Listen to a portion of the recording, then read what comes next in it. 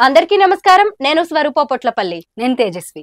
6 నెలల క్రితం వరకు అధికార పార్టీ 88 అసెంబ్లీ సీట్లు 9 ఎంపీ సీట్లతో రాష్ట్రంలో అతిపెద్ద పార్టీగా ఏకఛత్రాధిపత్యం కట్ చేస్తే ఇప్పుడు 39 అసెంబ్లీ స్థానాలతో ప్రతిపక్షానికి పరిమితం.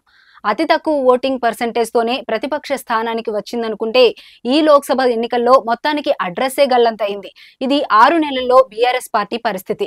2001లో టీఆర్ఎస్ పార్టీని స్థాపించగా అప్పటి నుంచి ఇప్పటి వరకు లోక్సభ ఎన్నికల్లో ప్రతిసారి గులాబీ పార్టీ నేతలు ప్రాతినిధ్యం వహిస్తూ వచ్చారు. అయితే ఒక్క బీఆర్ఎస్ అభ్యర్థి కూడా లోక్సభకు వెళ్లలేకపోతుండటం ఇదే మొదటిసారి.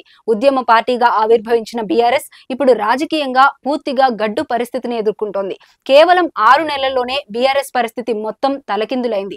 2019లో జరిగిన ఎన్నికల్లో 9 ఎంపీ స్థానాలు గెలుచుకోగా ఈసారి మాత్రం ఒక్కటి కూడా గెలవకపోవడం శోచనీయం. 17 ఎంపీ స్థానాల్లో ఒక్క దాంట్లో కూడా కనీసం పోటీ ఇవ్వకపోవడం గమనార్హం.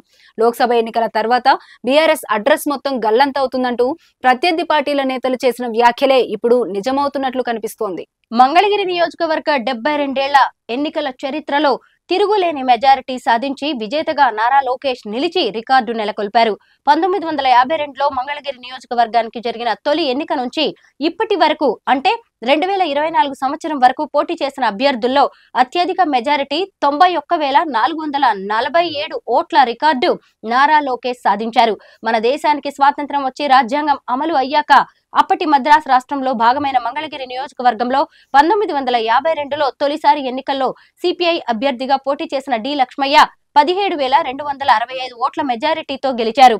ఇదే ఇప్పటి వరకు మంగళగిరి నియోజకవర్గ ఎమ్మెల్యేగా అత్యధిక మెజారిటీ రికార్డు. 2024 ఎన్నికల్లో టీడీపీ అభ్యర్థిగా పోటీ చేసిన నారా లోకేష్ మొత్తం 1,67,710 ఓట్లు సాధించి తన ప్రత్యర్థి వైసీపీ అభ్యర్థి మురుగుడు లావణ్యపై 91,447 ఓట్ల మెజారిటీతో ఘన విజయం సాధించారు.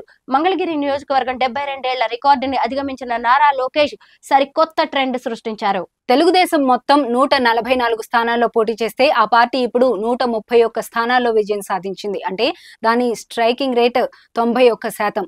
అదే సమయంలో జనసేన స్ట్రైకింగ్ రేట్ 100%. బీజేపీ మొత్తం 10 స్థానాల్లో పోటీ చేస్తే ఆ పార్టీ 8 స్థానాల్లో విజయం సాధించింది. ఈ లెక్కను చూస్తే ఆ పార్టీ స్ట్రైకింగ్ రేట్ 80%. ఏపీలో బీజేపీకి ఎలాంటి ఇమేజ్ లేదన్న వేళ ఏకంగా 8 అసెంబ్లీ స్థానాల్ని 3 ఎంపీ స్థానాల్ని సొంతం చేసుకోవడం సామాన్యమైన విషయం కాదన్నది మర్చిపోకూడదు. ఎన్నికలకు ముందు ఎన్నికల వేళలోనూ పవన్ పార్టీ పోటీ చేసే నియోజకవర్గాలపై జరిగిన చర్చ నేపథ్యంలో జనసేన అదరగొట్టే స్ట్రైకింగ్ రేట్ ను ప్రదర్శించిందని చెప్పాలి. ఏమైనా పవన్ బ్రో ఎరగదీశారుగా.